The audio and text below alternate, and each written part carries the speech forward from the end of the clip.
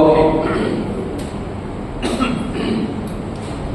ঈশ্বরের বাক্যের দিকে আমরা এগিয়ে যাব। Praise God, thank you Jesus. আর আজকে যে শাস্ত্রাংশ মনোনীত করা হয়েছে সেটা হচ্ছে যিশাইয়া পুস্তক তার 48 অধ্যায় 20 থেকে 22 পদ। যিশাইয়া তার 48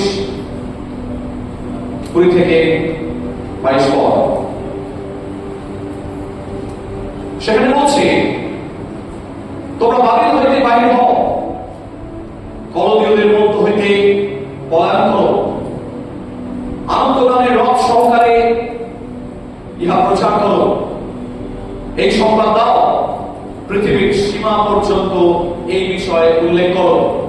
তোমরা বলো, সদাপ্রভু আপন দাস যাকবকে মুক্ত করিয়াছেন।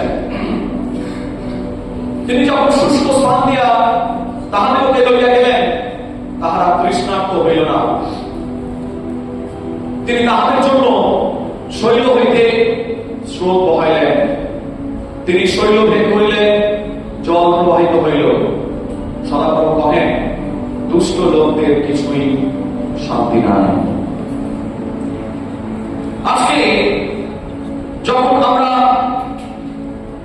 book of Isaiah from chapter 48 from 20 to 22, it's a passage of scripture that was written 700 years before the birth of Jesus Christ.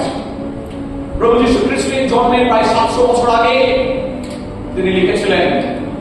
And Isaiah was the first prophet to jot down everything that God instructed him.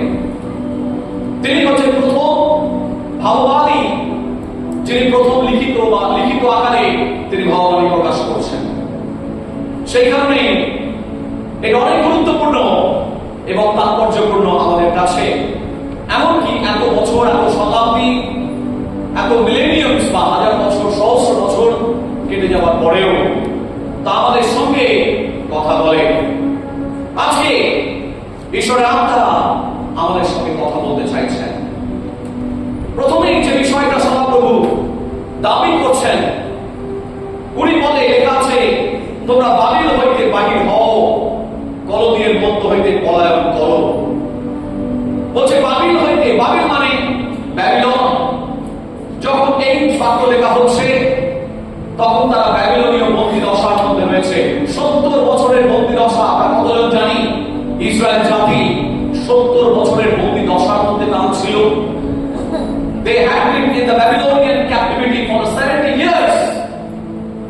সেই 70 বছরের বন্দী দশার মধ্যে থাকাকালীন অবস্থায় আমরা জানি যে সেই ব্যাবিলনীয় জীবনযাপনের তারা অনুকরণ শুরু করে দিয়েছিল। They tried to emulate the way Babylonians lived out their lives. যেভাবে ব্যাবিলনীয়রা তারা যেমন ভাবে জীবনযাপন করত, সেই একই রকম জীবনযাপনে তারা অনেকটা অভ্যস্ত হয়ে পড়েছিল। আর এই করতে গিয়ে তাদের জীবনের মধ্যে যে একটা লবণ স্বরূপ ব্যাপার ছিল, সেটা তারা কম্প্রোমাইজ করে ফেলেছিল, আপোষ করে ফেলেছিল। সেই বাবিলনীয় বন্দিদশায় থাকতে থাকতে তাদের যে ঐশ্বরিক গুণাবলী সেগুলো ক্রমশ হারিয়ে যাচ্ছিল। সেই সময় সদাপ্রভু যিশাইয়া ভাববাদীর মধ্য দিয়ে তিনি নির্দেশ দিচ্ছেন। কি নির্দেশ দিচ্ছেন? তোমরা বাবিল হইতে বাহির হও, কলদীয়র মধ্য হইতে পলায়ন করো। তিনি বলছেন যে সেই জায়গা থেকে তোমরা বেরিয়ে এসো। Come out of Babylon. Babylon represents physical captivity. It symbolizes spiritual compromise, confusion and worldly allurement. জাগতিক প্রলোভন, worldly allurement, জাগতিক প্রলোভনের সেই মধ্যে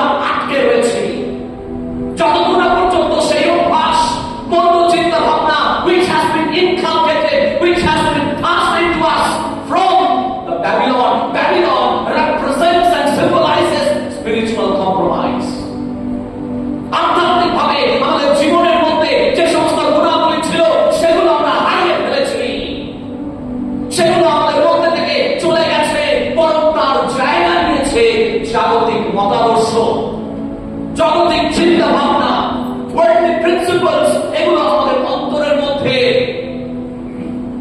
চেপে বসেছে। আজকে ঈশ্বর বলছেন সেই জাগতিক বিষয় থেকে তোমরা পলায়ন করো। ঈশ্বরের সেই নির্দেশ যদি আমরা না মানি, তাহলে আমাদের জীবনে ঈশ্বরের সেই প্রোটেকশন, ঈশ্বরের সেই প্রভিশন, ঈশ্বরের সেই আশীর্বাদ, ঈশ্বরের সেই সুরক্ষা আমাদের জীবনে থাকবে না। ঈশ্বরের পরিকল্পনা আমাদের জীবনে তিনি সিদ্ধ করতে পারছেন না, কারণ আমরা জীবনটাকে আপোষ করতে সেটা পাপসে পরিণত হয়েছে। জানেন পাপস কাকে বলে? পাপছি তাকে পাপস বলে। যত আপোষ করবেন এক সময় সেটা কোনো কাজে লাগবে না। যিশু যেমন বলেছেন, লবণ যদি লবণাক্ততা চলে যায়, সল্টিনেস যদি তার চলে যায়, তাহলে পায়ের তলায় তলা ছাড়া আর কিছুই করার থাকে না। তাহলে আজকে সেই ভালো গুণাবলীগুলো যদি আমাদের জীবন থেকে চলে যায়, আর জাগতিক ভাবে জাগতিক লোভ, লালসা, চিন্তা ভাবনা, মতাদর্শ, প্রিন্সিপাল যদি আমাদের জীবনের উপরে রাজত্ব করতে শুরু করে, তাহলে আপোষ আপনাকে পাপসে পরিণত করবে। প্রিয় ভাই, আজকে আমাদের জীবনকে অনেকটা ঈশ্বর তিনি নতুন করে সাজাতে চাইছেন। 2025 সালের শেষ পর্যায়ে প্রায় পৌঁছে গেছি। ঈশ্বর বলছেন তোমাদের জীবনের মধ্যে একটা নতুন আশীর্বাদ আমি আনতে চলেছি, কিন্তু সেটা তোমরা ততক্ষণ পাবে না যতক্ষণ না পর্যন্ত ওই বাবিলনীয় অবস্থা থেকে তোমরা বেরিয়ে আসতে পারো। আমাদের জীবনকে অনেক সময় কৃতদাসের মতো আমাদের পাপগুলো, জাগতিক চিন্তাগুলো বেঁধে রেখেছে, আস্তে পৃষ্ঠে নাক পাশে জড়িয়ে রেখেছে। আর সেই আস্তে পৃষ্ঠে বেঁধে রাখা অবস্থায় আমরা অনেক সময় জীবন যাপন করছি। আমাদের লোভ, আমাদের লালসা, আমাদের চিন্তা, আমাদের ভাবনা, আমাদের কুচিন্তা, সমস্ত কিছু আমাদেরকে আস্তে পৃষ্ঠে বেঁধে ফেলেছে। প্রিয় ভাই বোন, আমরা ভালো মন্দের তফাৎ বুঝতে পারি না, কোনটা ঠিক কোনটা ভুল বুঝতে পারি না, কারণ বিবেকের সঙ্গে সেই কম্প্রোমাইজ করতে করতে করতে করতে এমন একটা অবস্থায় এসে দাঁড়িয়ে গেছি, বিবেক নাড়া দিলেও কোনটা বিবেকের ডাক, কোনটা বিবেকের হাক আমরা কিছুই বুঝতে পারি না। আজকে প্রিয় ভাই বোন, ঈশ্বরের বার্তা বলছে তোমরা বাবিল হইতে বাহির হও, কলদীয়দের মধ্য হইতে পলায়ন করো। কেন বলছে? বাংলায় বলছে কলদীয়, কিন্তু ইংরেজিতে বলা হচ্ছে জেন্টিলস। উর দেশ থেকে আব্রাহামকে ডাকা হয়েছিল, আমরা জানি। এই উর দেশ থেকে কলদীয়র মধ্য হইতে, তার মানে যারা মূর্তি পূজারক ছিল, তার মানে যারা জাগতিক ছিল, যারা ঈশ্বরকে জানতো না, যারা সত্যকে জানতো না, যারা ঈশ্বরের পরিচয় পায়নি, যারা ঈশ্বরের আশীর্বাদ পায়নি, তাদের মধ্য থেকে আব্রাহামকে ডাকা হয়েছিল। এখন তাকে বলছে, যেমন আব্রাহামকে তিনি বের করে এনেছিলেন, তিনি বলছেন তাদের মধ্যে থেকে তোমরা বের হও। মানে সেই তাদের চিন্তা ভাবনাগুলো তোমাদের মধ্যে প্রবেশ করে যাবে, তোমাদেরকে নষ্ট করে ফেলবে, তোমাদের আধ্যাত্মিক কোয়ালিটিস গুলো নষ্ট করে ফেলবে। আজকে আত্মিক ভাবে আমাদেরকে যদি জেগে থাকতে হয় এই জন্য, তাহলে সেই কারণে তিনি বলছেন তোমরা কলদীয়দের মধ্য থেকে পলায়ন করো। যদি আপনি সম্পূর্ণ স্বাধীনতা আপনি ভোগ করতে চান, তাহলে যা কিছু আপনার দাসত্ব বানিয়ে রেখেছে, আপনাকে দাস বানিয়ে রেখেছে, পাপের দাস বানিয়ে রেখেছে, সেই জায়গা থেকে আপনাকে এবং আমাকে বেরিয়ে আসতে হবে। বলুন আমেন। সাধু পৌল বলছেন তোমরা অসম জুয়ালিতে আবদ্ধ হইও না। কেন বললেন কথাটা? তার কারণ তিনি জানেন আত্মিকভাবে যে দুজন এই যে অসম জুয়ালি, সেটা খুব গুরুত্বপূর্ণ কথা। অসম জুয়ালির যে বিষয়টা, যে কনটেক্সটে বলা হয়েছে, সাধু পৌল বলেছেন সেটা হচ্ছে অবিশ্বাসী এবং অবিশ্বাসী যেন বৈবাহিক সম্পর্কে আবদ্ধ না হয়। চাষ করার জন্য নাঙল দিতে হয়, জমিকে চাষ করতে হয় নাঙল দিয়ে, কিন্তু সেই নাঙলের মধ্যে একটা উঁচু বলদ আর একটা নিচু বলদ যদি দেওয়া যায়, তাহলে জমালিটা ঠিক মতো খালে বসে না। কখনো জমি চাষ করেছেন কিনা জানি না, তবে অনেক সময় গ্রামের দিকে গেছি এবং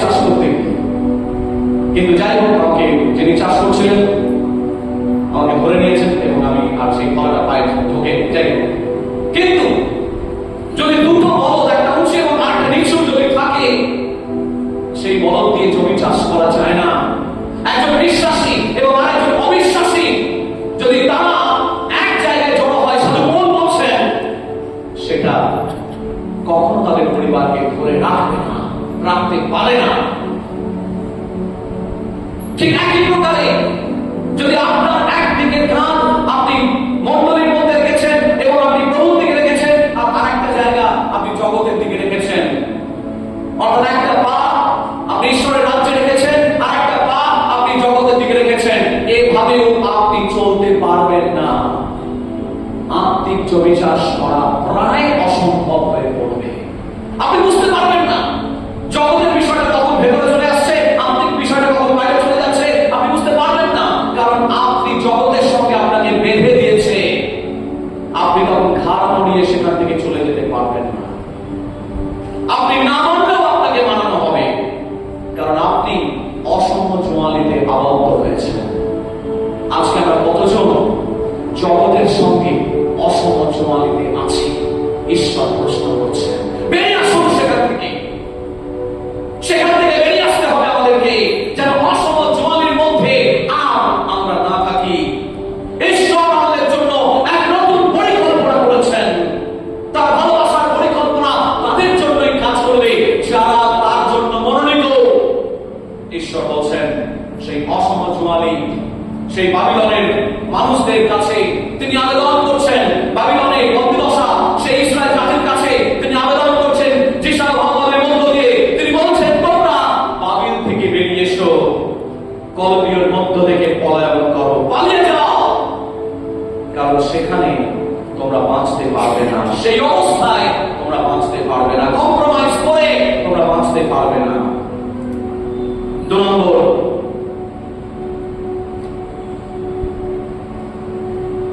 পরের অংশটাতে বলছে, আনন্দ গানের রথ সহকারে ইহা প্রচার করো। এই সংবাদ দাও, পৃথিবীর সীমা পর্যন্ত এই বিষয়ে উল্লেখ করো। তোমরা বলো, সদাপ্রভু আপন দাস যাকবকে মুক্ত করিয়াছেন।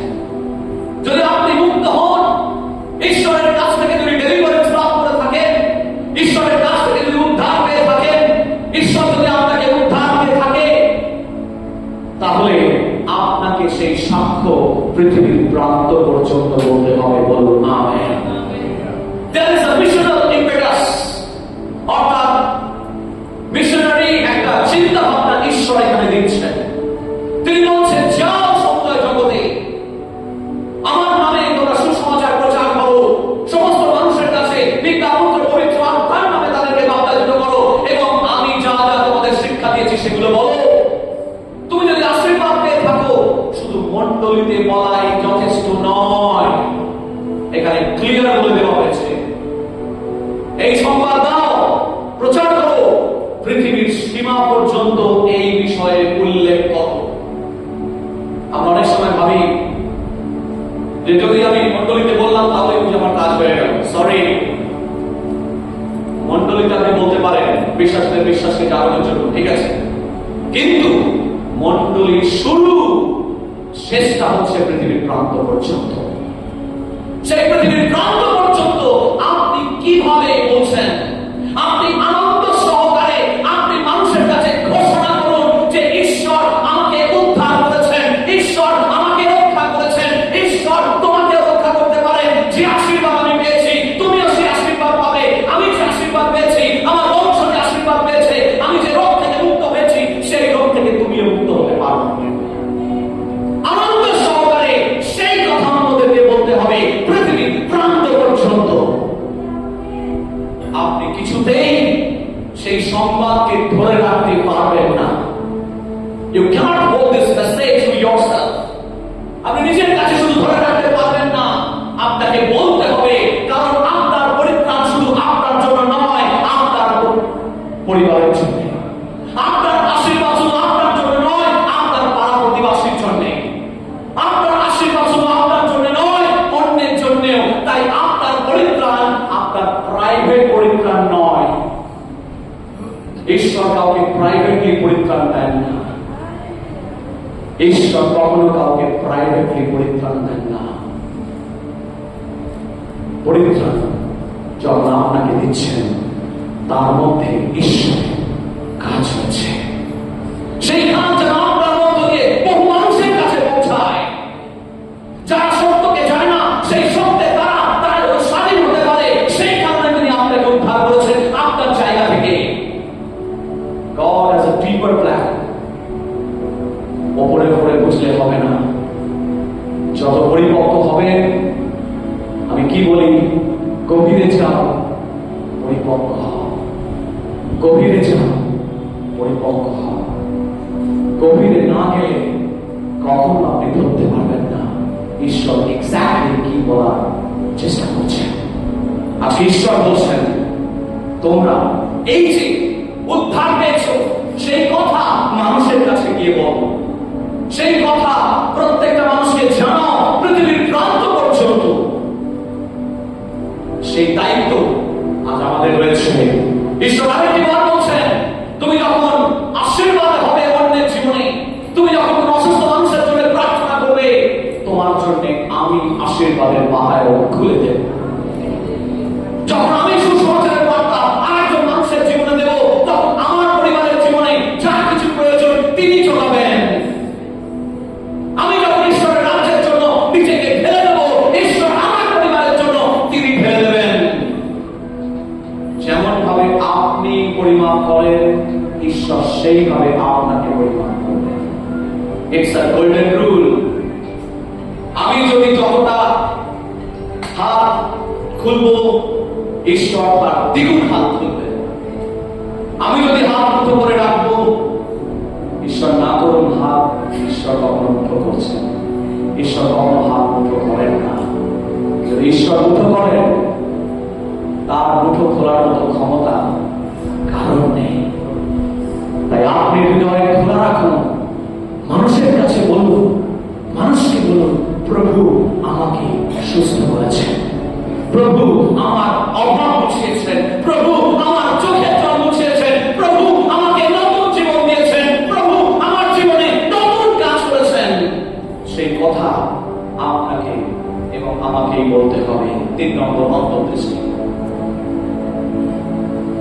যখন ঈশ্বর উদ্ধার করেন, তখন আমাদেরকে বাধ্যতায় নিয়ে আসেন। যখন আমরা বাধ্যতার মধ্য দিয়ে চলি, ঈশ্বর সেই বাধ্যতার মধ্য দিয়ে তিনি তার জোগানদানকারী হস্ত ধরিয়ে দিয়ে যান। 21 পদে দেখুন লেখা হয়েছে, তিনি যখন শুষ্ক স্থান দিয়া তাহাদিগকে লইয়া গেলেন, তাহারা তৃষ্ণার্ত হইল না। Verse 21, তিনি তাহাদের জন্য শৈল হইতে স্রোত বহাইলেন। তিনি যখন শুষ্ক স্থান দিয়া তাহাদিগকে লইয়া গেলেন, তাহারা তৃষ্ণার্ত হইল না। অদ্ভুত একটা পদ। আপনি মরুভূমির মধ্যে কি কি থাকে আমরা সবাই জানি। মরুভূমির মধ্যে প্রথমত প্রচন্ড রোদ, গাছপালা নেই, মানে বিশ্রাম নেওয়ার মতো জায়গা নেই, ছায়া নেই, প্রচন্ড রোদ, প্রখর রোদ। 1 নম্বর। 2 নম্বর গাছপালাহীন অবস্থা। 3 নম্বর বালি। মরুভূমির মধ্যে বালি থাকে, অর্থাৎ কাঁটা জাতীয় গাছ, ক্যাকটাস জাতীয় গাছ মরুভূমির মধ্যেই হয়। প্রচন্ড রোদ আপনার শরীর থেকে জল টেনে নেয়। বালি গরমে আপনার শরীর থেকে সমস্ত শুষ্ক, বালি শুষ্ক, আপনার শরীরের সমস্ত আর্দ্রতা টেনে বের করে নেয়। ছায়া নেই, গাছপালা নেই, ক্যাকটাস জাতীয় জায়গা, সেখানে আপনি কোথায় পা রাখবেন? কিন্তু সেইখানেও ঈশ্বরের বাক্য বলছে, শুষ্ক স্থান দিয়া তাহাদিগকে লইয়া গেলেন, অথচ তারা তৃষ্ণার্ত হইল না। এটা অবাস্তব মনে হচ্ছে না? মরুভূমির মধ্য দিয়ে যাচ্ছেন, অথচ ঈশ্বরের বাক্য বলছে তারা তৃষ্ণার্ত হলো না। কেন হলো না? কেন হলো না? কারণ তৃষ্ণার্ত হওয়াটাই স্বাভাবিক। মরুভূমির মধ্য দিয়ে যাবে, অথচ তারা তৃষ্ণার্ত হবে না, জলের জন্য গলা মুখ ফেটে যাবে না, সেটা হতে পারে না। Absolute paradox. সোনার পাথর মাটির মতো। সোনার পাথর মাটি কখনো হয়? সোনার পাথর এক জায়গায় লাগে? হয় না। ঠিক তেমনি মরুভূমিতে যাবে, অথচ জল পিপাসা পাবে না, তৃষ্ণার্ত মিটে যাবে, এটা হতে পারে না। কিন্তু ঈশ্বরের বাক্য কখনো মিথ্যা বলে না। ঈশ্বরের বাক্য বলছে, যখন শুষ্ক স্থান দিয়া তাহাদিগকে লইয়া গেলেন, তাহারা তৃষ্ণার্ত হইল না। এর মানে হচ্ছে এটাই, যখন আপনি বাধ্য হয়ে চলবেন, যখন আপনার জীবনে ঈশ্বরের দর্শনটাই প্রথম স্থান লাভ করবে, তখন দেখবেন সমস্ত জায়গা মরুভূমির মতো অবস্থায় থাকলেও ঈশ্বর এগিয়ে যাবেন। ঈশ্বর তাদেরকে কখনো লজ্জিত হতে দেবেন না, যেমন ইসরায়েল জাতিকে তিনি দেননি। আমরা জানি এরপরের পত্রে আমরা পাঠ করবো, সেখানে দেখবো মরুভূমির মধ্য থেকে সেই পাথর ফাটিয়ে তিনি জল বার করেছিলেন, ভারী পাখি দিয়ে তাদের ক্ষুধা নিবারণ করেছিলেন। অর্থাৎ ঈশ্বর আকাশ খুঁড়ে খাবার ব্যবস্থা করবেন আর পাথর ফাটিয়ে জল বার করবেন আপনার জন্য, যদি আপনি বাধ্য থাকেন। তিনি আপনার জন্য সমুদ্র ভাগ করবেন, তিনি আপনার জন্য জেরুজালেমকে ভাগ, তিনি আপনার জন্য করবেন। তিনি সেই জর্দন নদীকে ভাগ করেছিলেন, সেই জর্দন নদীর মতো জল দুভাগে ভাগ হয়ে যাবে। কয়েকদিন আগে আমি বাক্য দিচ্ছিলাম যে জর্দন নদীতে যখন যশোদা দিনথায় 17 পদে লেখা হয়েছে যে জর্দন নদীতে সেই সিন্ধুক, নিয়ম সিন্ধুক যাজকগণ একেবারে মাঝ বরাবর খালি করে দাঁড়িয়ে রয়েছে, এবং যত 17 পদে বলছে যতক্ষণ না পর্যন্ত সমস্ত লোক অতিবাহিত হলো, সমস্ত লোক ক্রস দ্য রিভার, ততক্ষণ তারা নিয়ম সিন্ধুককে খালি করে দাঁড়িয়ে আছে। কেন? কারণ তারা জানতেন যতক্ষণ ঈশ্বরের উপস্থিতি, যতক্ষণ তারা বাধ্য হয়ে ওই মধ্যখানে দাঁড়িয়ে থাকবে, ঈশ্বরের উপস্থিতি সেখানে থাকবে, আর ঈশ্বরের উপস্থিতি থাকলে সেই জল প্রাচীরের মতো রাশি আকারে দাঁড়িয়ে থাকবে, তাদের ঘাড়ের উপরে এসে পড়বে না। যতক্ষণ তারা সেই নদী পার হলো না, ততক্ষণ তারা বাধ্য হয়ে ওই নিয়ম সিন্ধুকের বোঝা ঘাড়ে করে তারা সেদিন সেখানে দাঁড়িয়েছিল। বাধ্য ছিল বলে কোন সমস্যার পাহাড় তাদের উপরে ভেঙে পড়েনি। আজকে আপনার জীবনে যদি বাধ্যতা থাকে, যদি আমার এবং আপনার মধ্যে যদি বাধ্যতা থাকে, তাহলে কখনোই দেখবেন সেই বাধ্যতা ঈশ্বরের উপস্থিতিকে আপনার জীবনে নিয়ে আসবে, এবং ঈশ্বরের উপস্থিতি থাকলে কখনোই কোন প্রাচীর আপনার উপরে ভেঙে পড়বে না। এখানে ঈশ্বরের বাক্য বলছে যে তাদের জীবনে বাধ্যতা তিনি চেয়েছিলেন, আশা করেছিলেন। সেই কারণে ইসরায়েল জাতির জীবনে অনেক সমস্যা এসেছিল, কিন্তু কোন সমস্যাই তাদেরকে বাধার প্রাচীর হয়ে দাঁড়াতে পারেনি। অলৌকিক ভাবে সেই মরুভূমির মতো পরিস্থিতির মধ্যেও তাদেরকে ধরে রেখেছিল। প্রান্তরের মধ্যে তাদের তৃষ্ণা নিবারণ করেছিলেন, প্রান্তরের মধ্যে মরুভূমির মধ্যেও যা কিছু প্রয়োজন তিনি চুকিয়ে দিয়েছিলেন, তাদেরকে লজ্জিত হতে দেননি। আজকে যদি আপনি মনে করছেন চারিদিকে অভাব রয়েছে, চারিদিকে কঠিন পরিস্থিতি রয়েছে, শুধু আপনি বাধ্য থাকুন। নোহ যেমন বাধ্য ছিলেন, আর সেই বাধ্যতার মধ্যেও চারিদিকে যখন প্লাবন চলছে, চারিদিকে যখন ভেসে যাচ্ছে, সেই মুহূর্তে আপনি ভেসে চলে যাবেন না, আপনাকে তিনি ধরে রাখবেন। বলুন আমেন। কোন অবস্থাতে তিনি আপনাকে ডুবে যেতে দেবেন না, কোন অবস্থাতে তিনি আপনাকে একেবারে মরুভূমির মধ্যে মরে যেতে দেবেন না, তিনি আপনাকে বাঁচিয়ে রাখবেন। ঈশ্বর যা বলেন তাই তিনি করেন। আমাদের জীবনে অনেক বাধা বিপত্তি কাটিয়ে ঈশ্বর আমাদেরকে আসতে সাহায্য করেছেন, আর প্রত্যেকটা ক্ষেত্রে আমরা দেখেছি যে ঈশ্বরের পরাক্রমী হস্ত আমাদেরকে রক্ষা করে গেছে। তাই সেই কারণে সেই পরাক্রমী হস্তের উপরে নির্ভর করুন, বাধ্যতায় থাকুন। বাধ্য থাকতে গিয়ে আপনি অনেকে সমালোচনার পাত্র হতে পারেন, কিন্তু ঈশ্বরের কাছে যদি আপনার বিবেক পরিষ্কার থাকে, প্রভু আমি তোমার জন্য করছি, পাহাড় কেন, 1000 কেন, 2000 কেন, 10,000 লোকের সঙ্গে আমি একা দাঁড়াতে প্রস্তুত রয়েছি, কারণ আমি জানি আমার বিবেক আমার ঈশ্বরের কাছে পরিষ্কার আছে।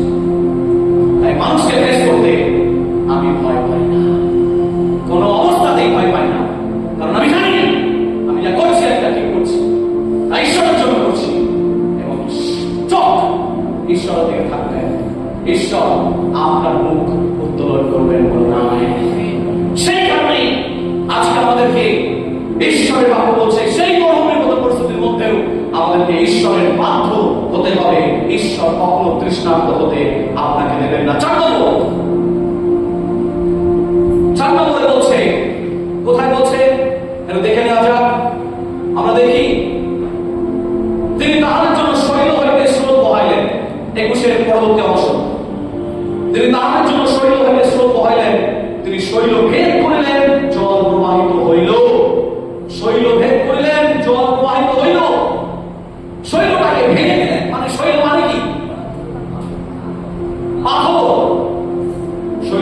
পাথর। ওই সেক্টরে একটা দোকান আছে, শৈল সুইটস, গেলেই আমার মিষ্টির কথা মনে পড়ে যায়। ল্যাংচা পাওয়া যায় ভালো করে, গেলেই মনে হয় একটা ল্যাংচা খেয়ে। সেই শৈল সুইটসের কথা বলছে না, শৈল মানে পাথর। সেই পাথর ভেঙে ঈশ্বর জল বার করলেন। নতুন নিয়মে আমি আগে বলেছি, পুরাতন নিয়ম হচ্ছে ছায়া, নতুন নিয়ম হচ্ছে পুরাতন নিয়মের, অর্থাৎ নতুন নিয়মের ছায়া পড়েছে পুরাতন নিয়মে। তাই পুরাতন নতুন নিয়মকে যদি ভালো করে বুঝতে হয়, পুরাতন নিয়ম ভালো করে জানতে হবে। নতুন নিয়মকে যদি ভালো করে বুঝতে হয়, তাহলে পুরাতন নিয়মকে জানতে হবে। কারণ পুরাতন নিয়ম ভালো জানলে নতুন নিয়মের ইন্টারপ্রিটেশন অনেক বেশি সহজ হয়ে যায়, অনেক তাড়াতাড়ি আপনি বুঝতে পারবেন কোন কনটেক্সটে কি কথা বলা হচ্ছে, খুব তাড়াতাড়ি ধরা যায়। আজকে ঈশ্বরের বাক্য বলছে, সেখানে কি বলছে, যে তিনি তাদের শৈল হইতে সুরঙ্গ বহাইলেন, শৈল ভেদ করিলেন, জল প্রবাহিত হইল। এখানে যদি আমরা দেখি যাত্রা পুস্তক 17 অধ্যায় এবং গণনা পুস্তক 20 অধ্যায়, আমি খুলতে বলছি না, রেফারেন্সটা রেখে দিন, মনে রেখে দেবেন। যাত্রা পুস্তক 17 অধ্যায় এবং গণনা পুস্তক 20 অধ্যায় দেখবেন, সেই পাথর ফেটে, শৈল ফেটে ভেদ করে জল বের হওয়ার আসার কথাটা সেখানে আসে।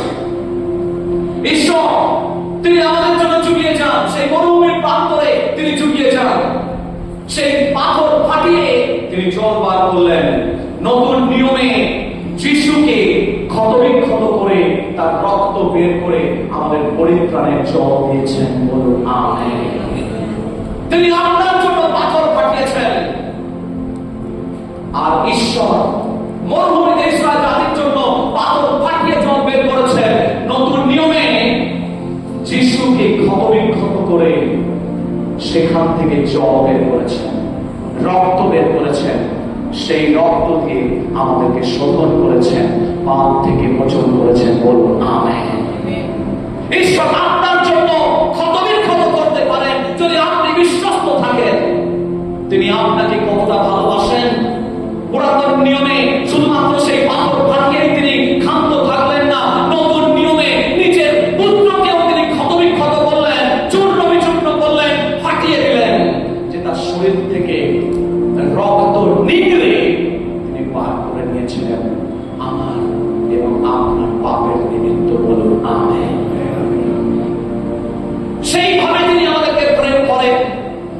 এমন প্রেম কেউই করে না।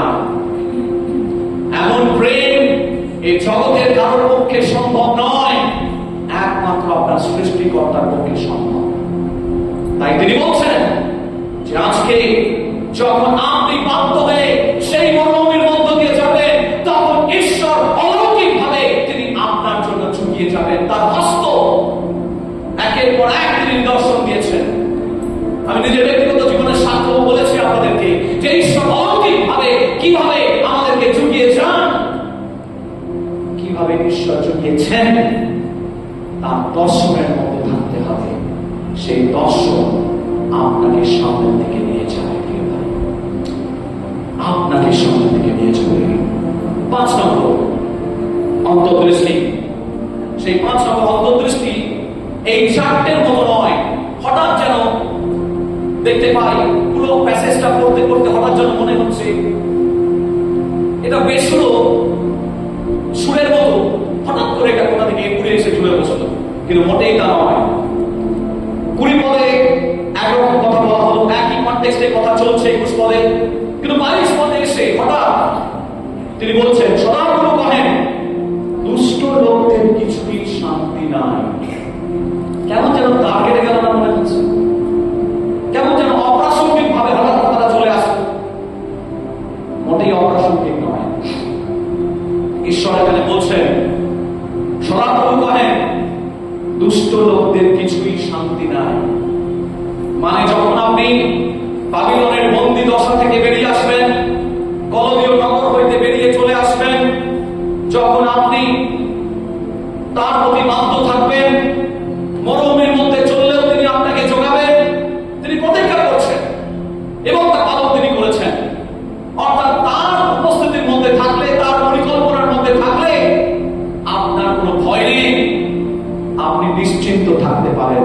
যে প্রভু আপনার জন্য চুলাবেন। কিন্তু যদি আপনি যে দুষ্ট লোকদের কিছুই শান্তি নাই, যারা দুষ্ট প্রকৃতির, যারা কোনো কথা শোনে না, যারা জগতের ভিড়ে একেবারে মিশে গেছে, যারা ঈশ্বরের পরিকল্পনা থেকে উৎপাদিত হয়ে বহুদূর চলে গেছে, তারা জীবনে কখনো শান্তি পাবে না।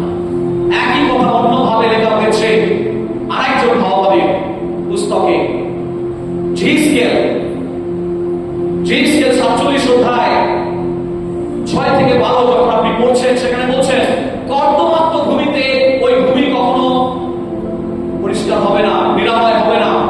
কথাটা কেন? এই কথাটার মধ্যে হচ্ছে সেই গর্তের মধ্যে যদি পাপ থাকে, সেই গর্তের মধ্যে যদি নোংরা থাকে, ভেতরে থাকে সেই গর্ত, তাহলে কিন্তু সেগুলোকে নিরাময় করা যাবে না। আজকে ঈশ্বরের বাক্য বলছে একই কথা, অন্যভাবে তিনি বলছেন যে দুষ্ট লোকেদের কিছুই শান্তি নেই। যদি ভেতরে দুষ্টতা থাকে, ঈশ্বর কিন্তু শান্তি তাদের কাছে পাবে না। আমি একবার বাক্য দিয়েছিলাম, আপনাদের হয়তো মনে আছে, যেমন আপনি তেমন ভাবে ঈশ্বর আপনাকে ট্রিট করবেন। মনে রাখবেন, আপনার মনের অবস্থা যেমন, তেমন ভাবে ঈশ্বর জানেন কাকে কিভাবে ট্রিট করতে হয়। তাই আজকে আপনি ঈশ্বরের পরিকল্পনায় থাকবেন, দেখবেন ঈশ্বর আপনাকে প্রচুর পরিমাণে আশীর্বাদ করবেন। আপনি সরলন্তকরণে থাকবেন, দেখবেন ঈশ্বর সরলভাবে আপনার কাছে দেখা দেবেন। আপনি যেমন ভাবে আপনার মুখের চেহারা, তেমন ভাবে জলের দিকে তাকাবেন, দেখবেন একই প্রতিবিম্ব আপনি দেখতে পাবেন। ঠিক বলছি? আপনি যদি মুখে খুব সুন্দর যে ছবিটা আপনার মুখে রয়েছে, আয়না কর্তৃক ছবিটা ধরা পড়বে, জলের প্রতিবিম্বদের মধ্যে একই ছবি ধরা পড়বে। যদি মুখের মধ্যে লিপস্টিক লাগিয়ে রাখেন বা যদি মেকআপ করে থাকেন, সেইটাই ছবিতে ধরা পড়বে, সেইটাই আয়নায় ধরা পড়বে। যেটা আছে আপনার মুখে সেটাই ধরা পড়বে। যদি এখানে আপনার ব্রণ থাকে, তাহলে সেটাই আয়নায় ধরা পড়বে। যেটা আপনি, সেটাই ঈশ্বর আপনাকে আয়না রূপে দেখাবে। আজকে ঈশ্বর বলছেন, তোমাদের মন যদি আমার পরিকল্পনার কাছে শামিল হয়, তোমাদের জীবন যদি আমার পরিকল্পনায় শামিল হয়, তাহলে আমি তোমাদেরকে জড়িয়ে যাব। তোমরা লজ্জিত হইবে না, কোন অবস্থাতে তোমরা লজ্জিত হইবে না। কোন অবস্থাতে আমি তোমাদের লজ্জা পেতে দেব না, বলি আমি। তাই আজকে আসো, উঠে দাঁড়াই, প্রভুর কাছে বলি, আজকের এই প্রথম মাসের প্রথম দিনে প্রভুকে বলি, প্রভু আজকে নিজেকে সমর্পণ করতে চাই। Change my heart. Thank you Jesus. Thank you Jesus.